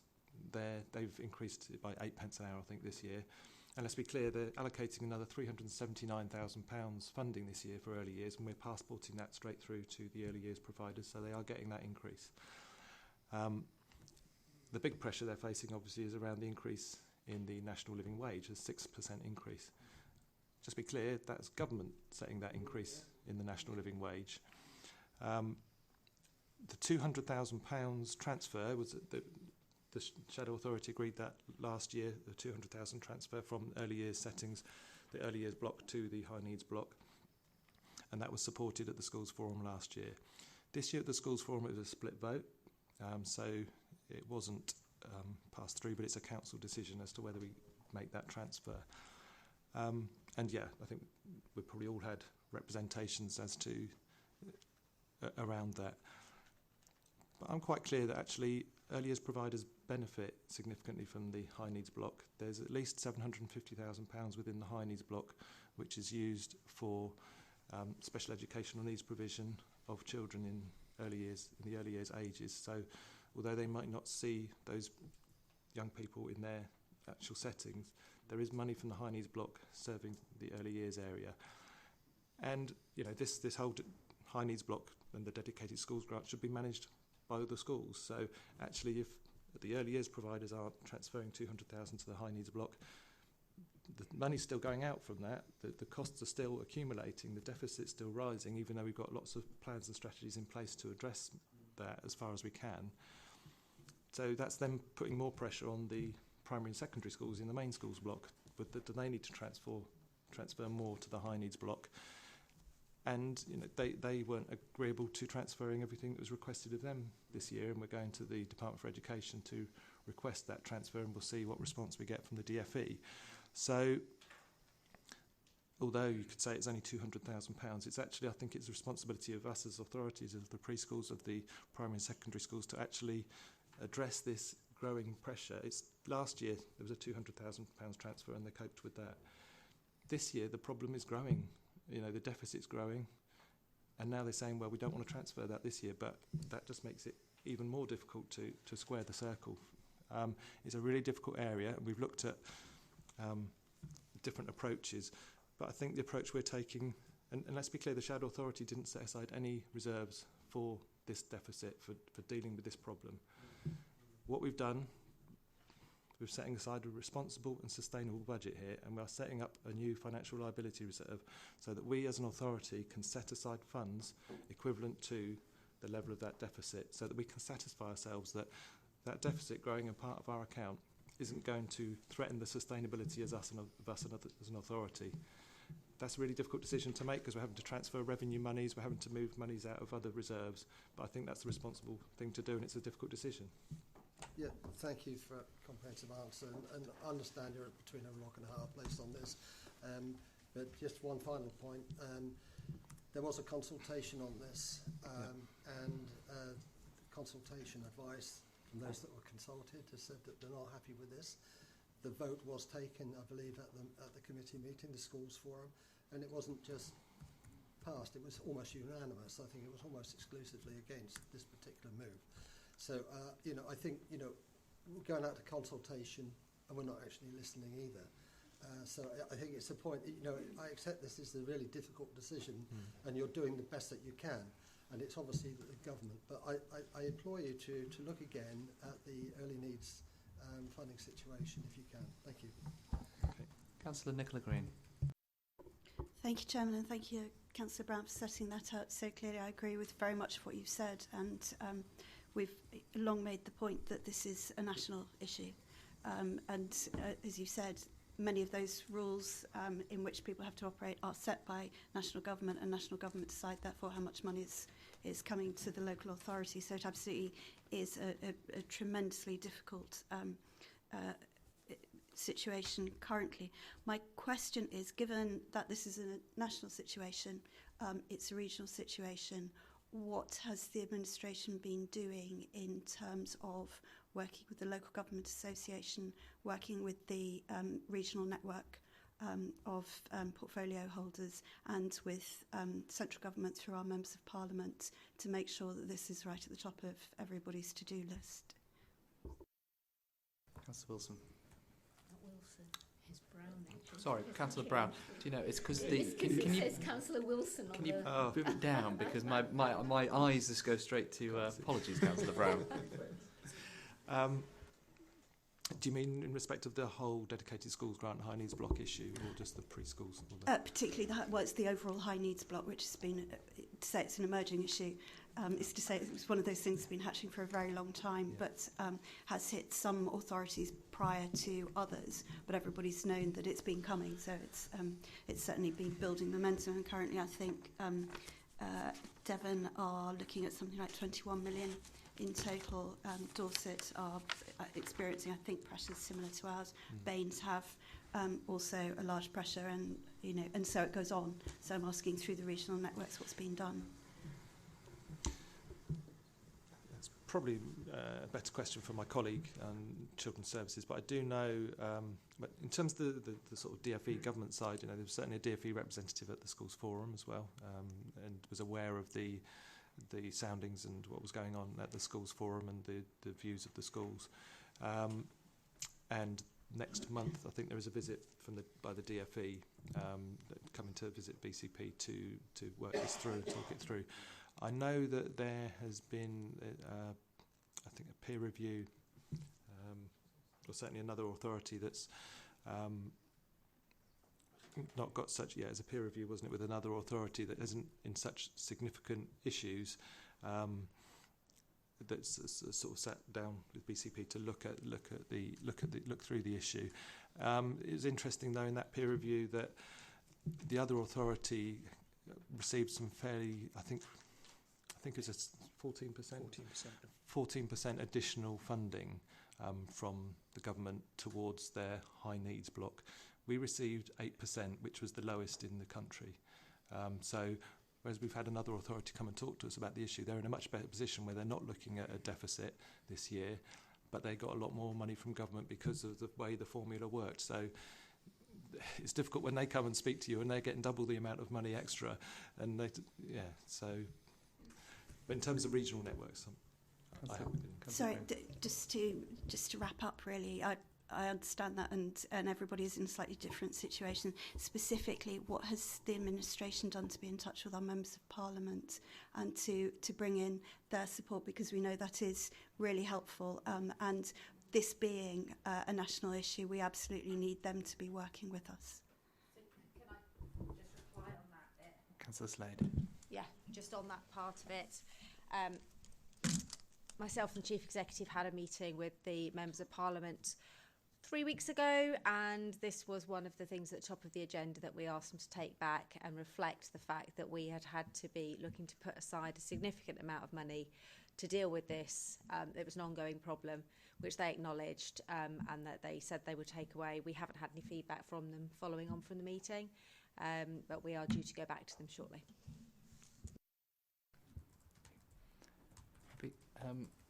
Councillor Mike Green. Thank you, Chairman. Everyone's been very nice, so obviously my turn now. No. And it's also going to come back to the high needs block. Last time there was a deficit, as you pointed out, and the report points out, there is an inherited, effectively one-off deficit of the 3.6 million across the 3 precedent councils. Last year, the Shadow Authority basically put in the additional, it was 2.4 that was needed to plug the gap for that year. This year, under this council stewardship, there has been an additional 1.9 million just in 1920 of overspend. You are forecasting that in 2021 there will be a further 7 million revenue deficit in the DSG, which will then continue. Last year, our members managed to get an agreement from the schools and worked very, very hard with the Schools Forum to get an agreed arrangement with 2.2 million coming from the schools and 2.2 from the early years. This year, no agreement has been reached with the schools, not just on early years, but that 4 million they haven't agreed either. My main point on this, and the thing that we all agree on, I think, is that this is a national problem and a problem that we collectively, across all political colours, believe should be sorted out primarily by national government. And we are all working to do this. We have been in the past, and we are doing so now. Where I have the problem is that when the one-off gap of 2.4 million was plugged by the Shadow Authority, you described that and you led off on it in quite extensively when you came to this board on the 18th of December, saying, and this is just the minute, you were far stronger in what you said, he reported that the current administration had inherited an unsustainable budget. The Shadow Authority had not addressed the deficit in the high needs block of the dedicated schools grant funding. The including of the projected gap of 9.8 million in the budget over the course of those years was not financially sustainable, and the council was now faced with making difficult decisions in order to set a balanced budget for 2021. The only way that you have set a balanced budget for 2021 is by, again, plugging that gap with a single grant, a considerably larger grant, and, again, taking money from the schools that they say that they cannot agree to. Now, I'm going to go back to what I said earlier. This is, we all agree, a national problem. We all agree that the council shouldn't be in it. But what I will ask for you, please, as the portfolio holder, is you can't have it both ways. You can't tell us that you have inherited the previous Shadow Authority's unsustainable budget, and your budget that does exactly the same thing, only about 3 times the size, with no provision for future years, is going to be a reasonable, a responsible and sustainable budget. Again, I don't believe that you will be able to solve this. I don't believe that we will be able to solve this until national government agrees. But please be consistent. Either stop describing the previous budget as unsustainable or stop describing your new budget as sustainable. Thank you, Chair. Councillor Brown. Okay. The previous Shadow Authority budget was unsustainable. Our budget is sustainable, and I'll say that. So I disagree with what's been said. Just to clarify, the Schools Forum did agree a transfer from the schools block to the high needs block of 1.8 million. They did not agree to the 4 million that we requested, so we've gone to the DfE to request the 4 million. But they did agree a 1.8 million transfer. So we're waiting for a response from the DfE on that. just in terms of the sustainability of the budget, the Shadow Authority plugged a gap, £2.4 million, of the anticipated amount of deficit in this current 2019-20 financial year, as anticipated at the time. The pressures actually turned out to be significantly greater than that, so we're having to deal with the additional deficit growing from this year and the forecast, our best forecast of the deficit that will run next year. As part of that, we are setting up this new financial liability reserve to equate to that forecast pressure. Part of that is we are taking £1.2 million from the base budget revenue account this year to put into that financial liability reserve. Not just this year, but going forward each year thereafter, to make that resilient and to make that sustainable. So we are looking at £1.2 million from the revenue budget each year going forward to transfer to that liability reserve, on top of additional sums as detailed in the report to transfer to that financial liability reserve, to ensure that as an authority our sustainability as an authority isn't undermined by the growing deficit in this area, as well as the fact that Children's Services are putting in some pretty stringent plans and strategies to deal with the growing pressure in this area. And let's be clear, when the problem we've got, the reason that it's grown greater than the Shadow Authority had anticipated this year, is because the infrastructure requirements hadn't been put in place to deal with the provision in this area.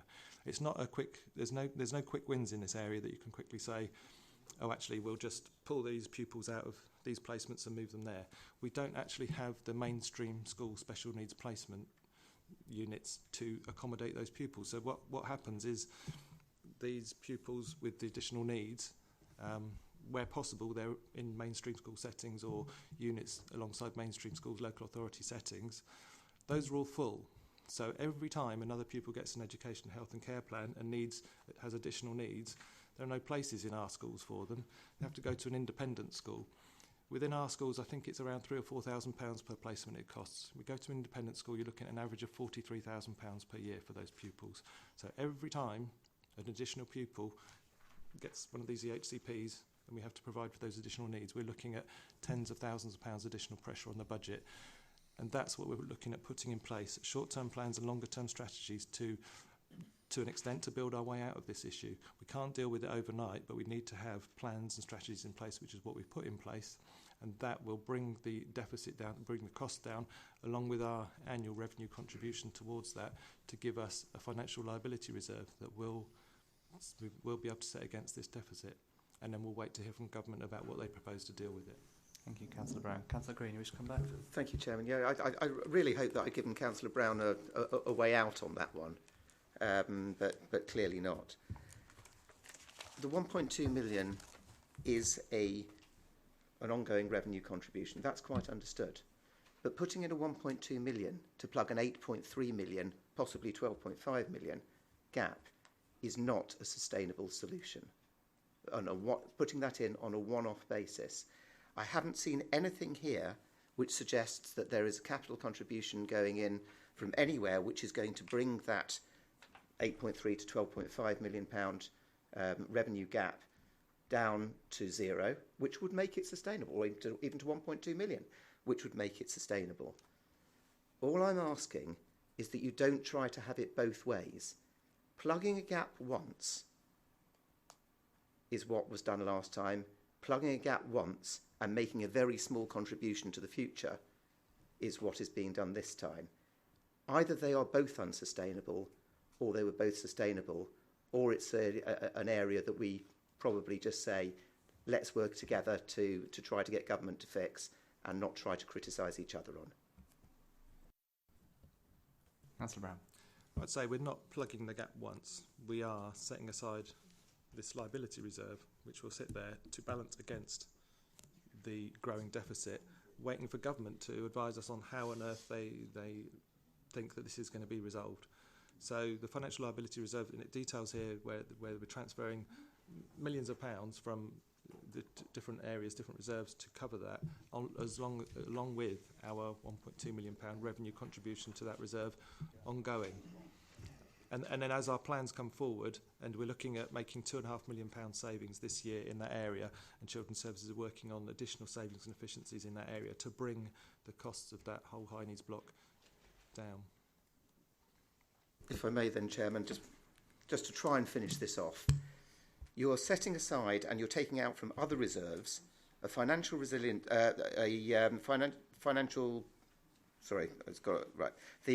financial liability earmarked reserve of £7.1 million. According to your figures that you're presenting in this, how many years do you expect that long-term reserve to last for? Because to me it looks like one.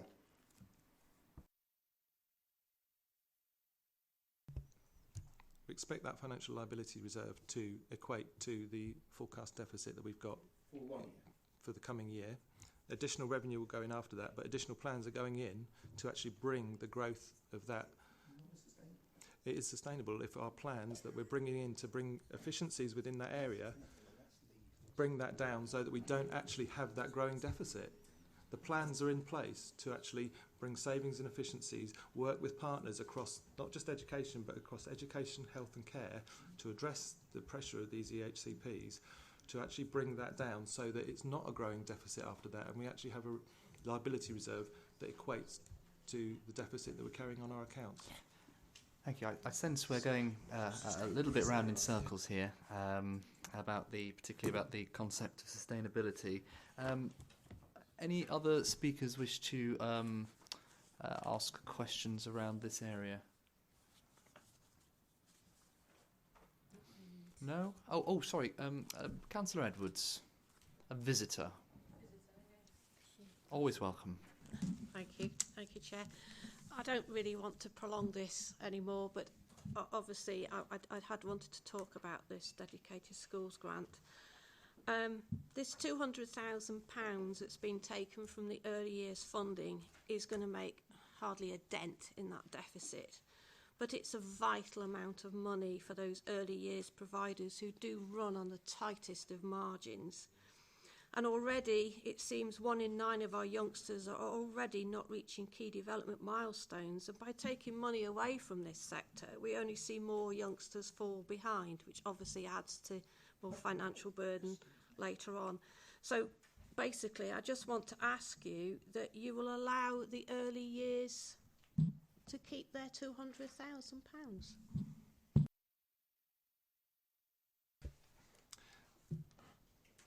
I would love to, but that £200,000 would have to be found from somewhere else.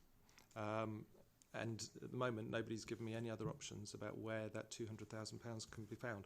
If it's within the schools, the dedicated schools grant, then you'd have to be talking to all the other schools about them allocating another £200,000 to transfer into the high needs block to cover that gap. They don't want to either. So the preschools don't want to transfer money to cover this schools-based issue.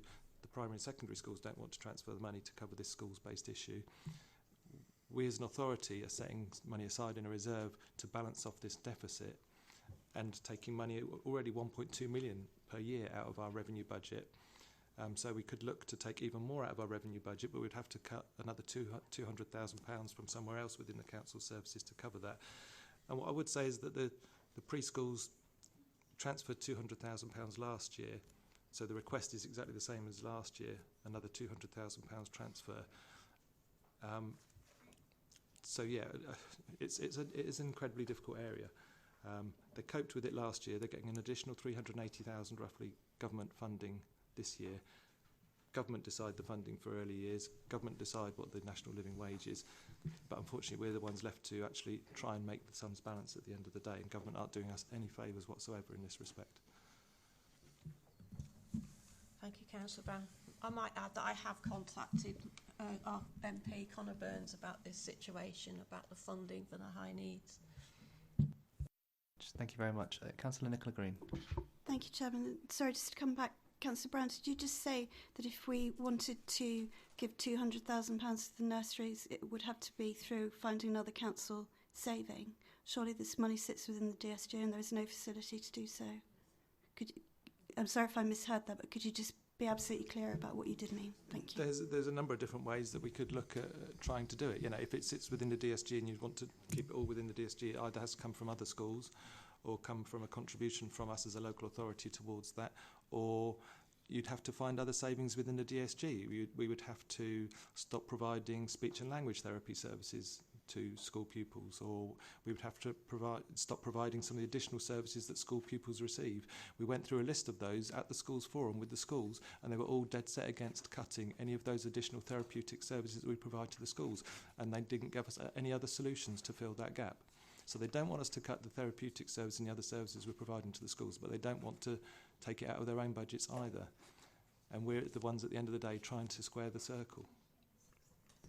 Sorry, Chairman, the question I actually asked was whether whether there is a mechanism by which the council can put £200,000 into what is this DSG saving.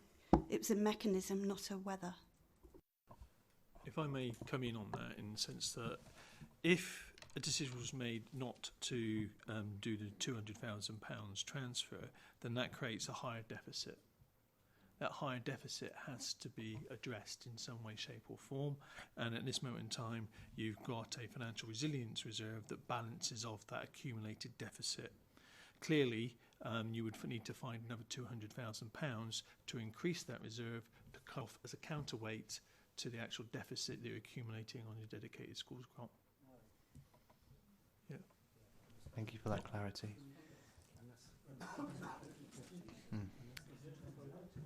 Colleagues, I haven't got any. Haven't had any of the people waving at me to say that they wish to add anything more.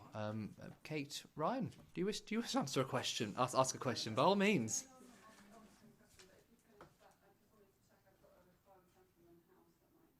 Ah, yes.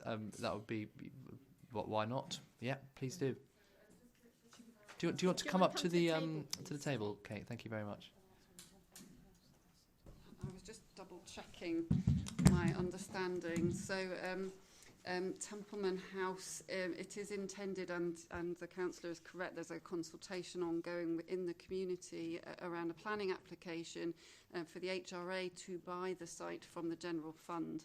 So the capital receipts would in effect still be accounted for in the way as presented, and the plan is to build 27 apartments for general needs affordable housing.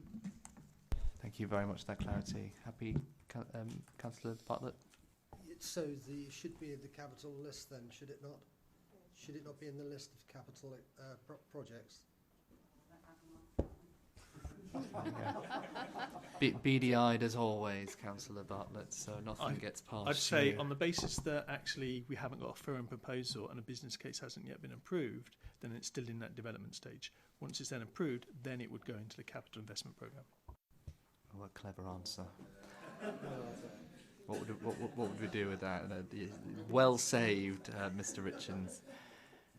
Colleagues, if there aren't any... But I'm not on high needs one. I can speak, but not on high Councillor Haynes, no, fine, please. Yes, Councillor Haynes is saying it's not about high needs. Am I allowed to answer? Yes, yes, you really are. Right, I promise it's not about high needs. It's just to go back to the previous item, which was the budget monitoring report. The projected deficit's now gone up to 5.3, and in the report you actually state that it is actually being covered off by reserves that have been set aside. Now, I then bring that back to the actual MTFP report, which is on paragraph 1P, which is to say that the base budget revenue contingency has been reduced to 0.4% based on reduction on levels of uncertainty and availability of residual financial resilience reserve, not financial liability. I'm getting confused. I think it does say financial resilience. So my question is, the deficit has actually gone up from 4.5 to 5.3, so it's an extra 20% on top of the second quarter monitoring. So are you comfortable by reducing this contingency? You don't know what your final quarter outturn's going to be. So if you have a further increase in the deficit, how is that going to feed into the MTFP? And I'm assuming, perhaps incorrectly, that the pressures that have led to the 5.3 deficit in year is actually already factored into your MTFP. So if you have anything on top of that, then how is that going to be dealt with? Councillor Brown. Yeah, the 5.3 deficit as forecast now for the full year, so it's as the forecast for the end of March. I'm confident that that is where we're at, and it's been made clear, I think, to the senior management team that is, as far as we can go. We're looking to request from council this transfer from the financial resilience reserve to offset against that with the contingency funding. So yeah, I'm confident that that's where it will go. We can't predict everything that may come, but yeah, we are already in February, so I think we're pretty confident with those numbers. What I would say is that is in the MTFP, is in the budget for next year, those pressures that have been identified through this year. So ongoing, that is budgeted for within our budget for next year and within the MTFP for future years. Thank Councillor Brown for that response, but obviously going back, I know we're flicking from one to the other. The budget monitoring report does state in, I think, paragraph 12 that there's ongoing demand for care packages for people who are 65 plus, demand for children in care, and it's a case of with adult social care, it can sometimes be difficult to predict what your demand will be. So I'm just putting it, I'm not asking for a response. You can respond if you wish to, but there is the uncertainty that actually, with best will in the world, that deficit could potentially grow, and if it does, there's no contingency in the MTFP for it. But I have actually got a few more points I wish to raise. It's just a point of clarification, and that was just by way of a comment, which is in your priority spend. The first item that you have actually identified is 240,000 for climate emergency. Can I just ask for clarification? How does that sit with the money that was actually approved in December Council when we had the climate emergency paper come to us, where I believe we were asked to approve 120,000 from council general funds, and then another 120,000 which was actually going to come from SALIX funding. So is this 240,000 on top of that? Councillor Brown. It's the same. Yeah. Just go back to just the previous point about the contingency, if things do happen before the year end and there are additional pressures. I think we're confident now we're most of the way through this financial year that most of those sort of unknowns and unpredictable elements of this first sort of unique year of BCP Council as it was transformed from the preceding 4 authorities, we have come to know what those unknowns were, and so we can actually sort of start to look at those and actually put numbers against them. So there's a much greater level of uncertainty going forward than there was in this first year. And it's because of that we're confident that we can reduce the contingency from 1% of the budget to 0.4% for the coming financial year. And also we still have £3.1 million in financial resilience reserves. And we're confident that because there's always uncertainty within budgets, there's always risks that things crop up that we're not anticipating, but that's why we've got contingency and financial resilience reserves still there, but just to a lesser extent than we had before because there's less uncertainty. Just moving on to your other questions about the allocation of the 240,000 towards the climate emergency. Yes, that is to continue what was allocated in the last financial year. So we're allocating, as you say, £240,000 to that priority area. Sorry, that wasn't what I was asking. Was in December Council we had the climate emergency paper where Council had approved 120,000, I believe, from general funds, and then there was another 120,000 which in the paper actually says SALIX or SALIX funding. So what I'm asking is this 240 that's been indicated as first bullet point in E, is this on top of, or is this the 240 that was voted through in December? Mr. Richards. If I can come in on that, it is the £240,000 that was voted in November or December as part of that process. It is an extra. It's the same figure. The 120 in front of you is two lots of £120,000. And where your reference to SALEX fund, half of it is to support such schemes that could be funded through SALEX, I think, was the sort of wording that was used in that November-December report as part of that commitment that was made then. Is it? 18.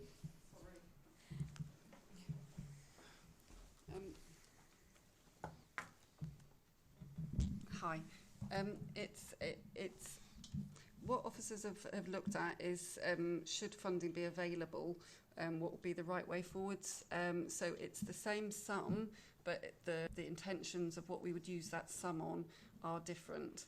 So there's a whole sort of suite of costed proposals which include, for example, delivering the Citizens' Assembly, assessing and setting carbon budgets across the Directorate, looking at large-scale renewable energy installations, doing a lot of business case preparation. So there's a full costed plan, but it's a development in effect of the proposal that we set. So this is now the new proposal for what the additional budget would be in this area.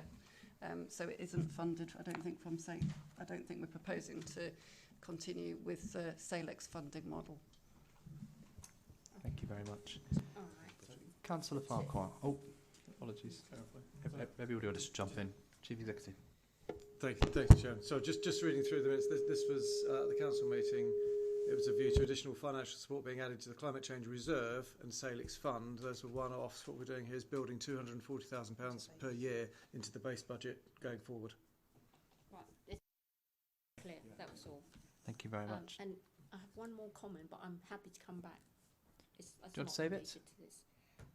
Okay, it was just to do with the appendix, I think it's Appendix 1B, which sets out the council tax charges for all Christchurch, for all the town and parish councils, Bournemouth and Poole. It may or may not be something that Councillor Brown can comment on, but it is just interesting to note that in Christchurch Town Council, they're being given a reduction of 3.55% in their council tax for BCP, but then they're also then putting up their town council precept by 51%, which sounds to me a bit odd that, and then the final bill is probably not going to be that much different to what it was. So it's just a comment to say that if Christchurch Town Council residents were expecting a huge reduction in their bill, they're not going to see it, and the reason is because the Town Council has actually gone up by such a huge sum of money. I will just comment quickly. Yeah, it's very interesting to note the 51% increase in the Christchurch Town Council precept, especially when Burton Parish are looking at a 1% increase, Herne 2.89%, and Highcliffe and Walkford Neighbourhood Council at 6% reduction in their precept. It is interesting to note. I can't comment. That's a question for Christchurch Town Councillors to decide their precept. Thank you very much. Councillor Farquhar. Thank you very much, Chair.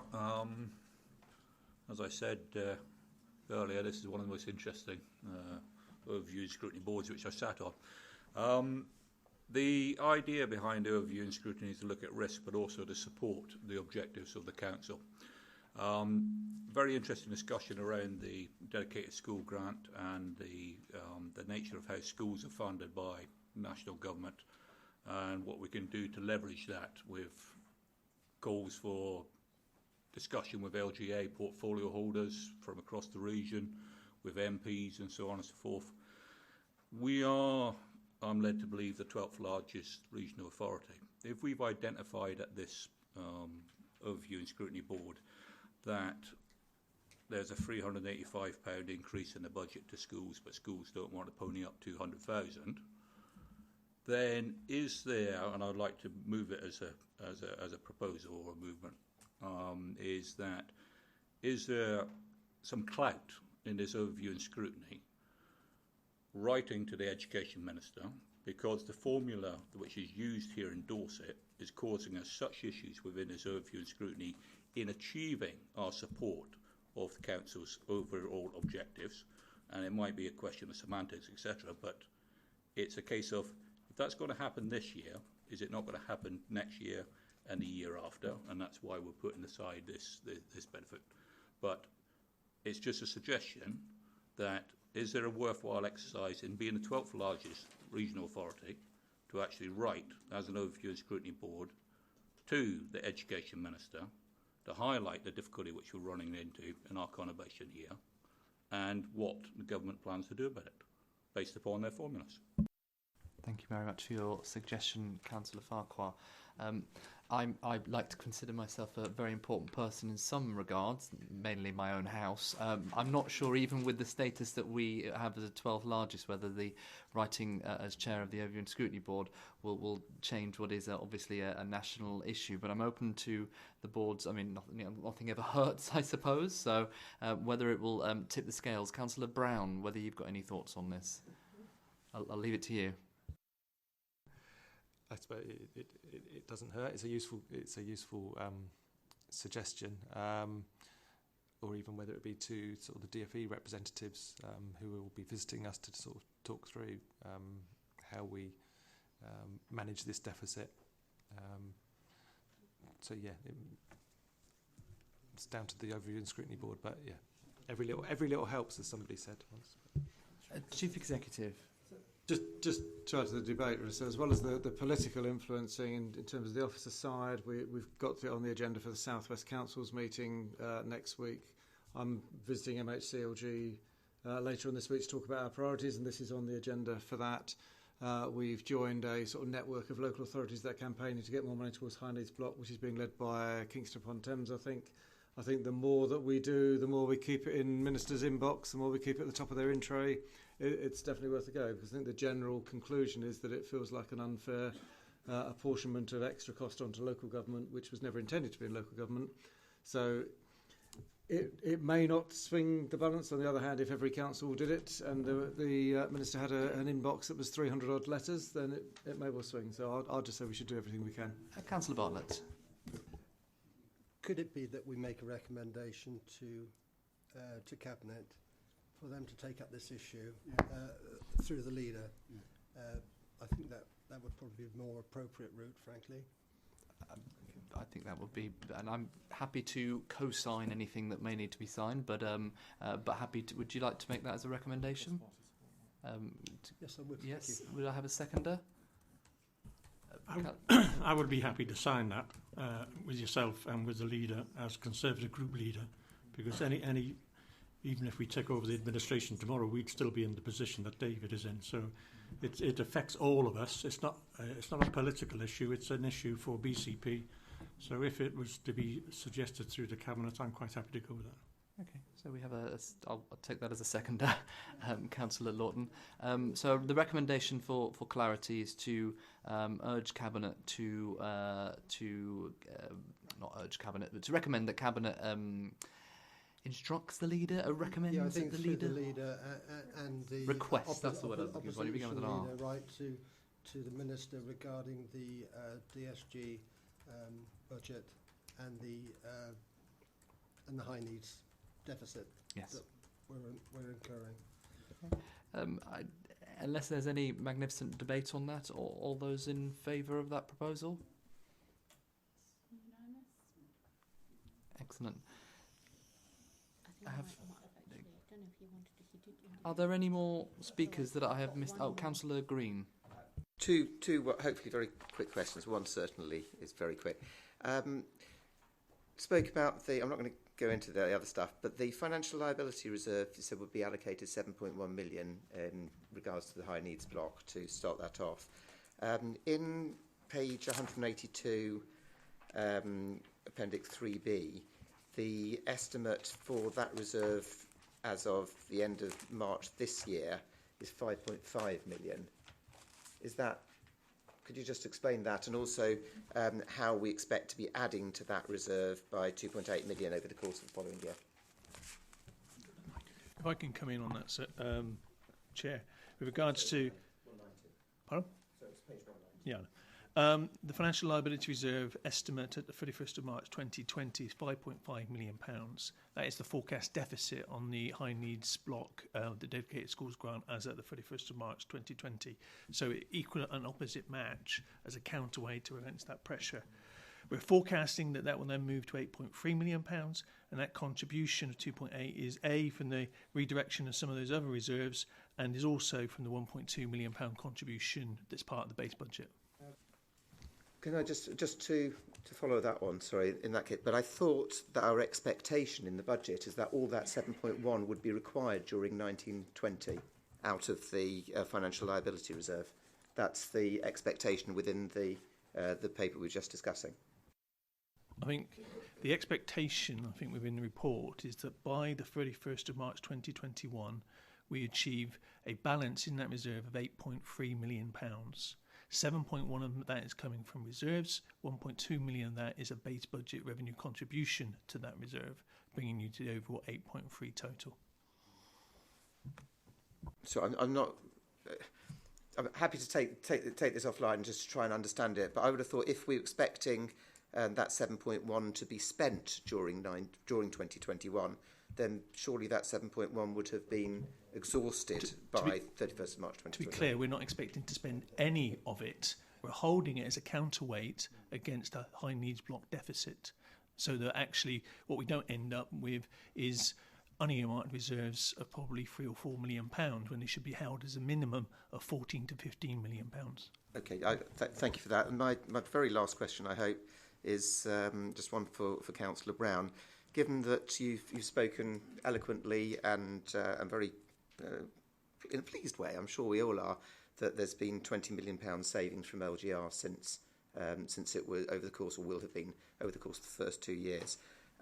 Do you now regret the fact that you consistently opposed the LGR when you were in your preceding authority? Absolutely not.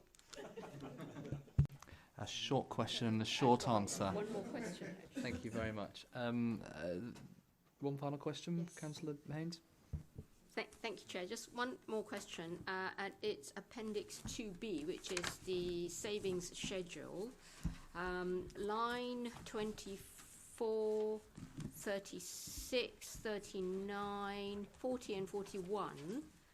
You've got savings identified, or efficiencies, but they're all rag-rated white.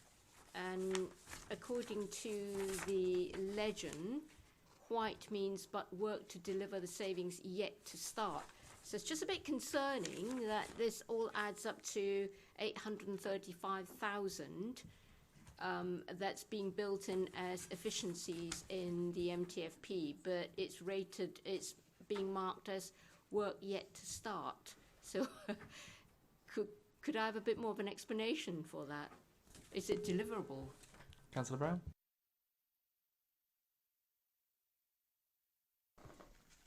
Yeah, in each of those areas, they were obviously different to the previous version of this report, as you've identified. So, but we are confident that those can be delivered come April.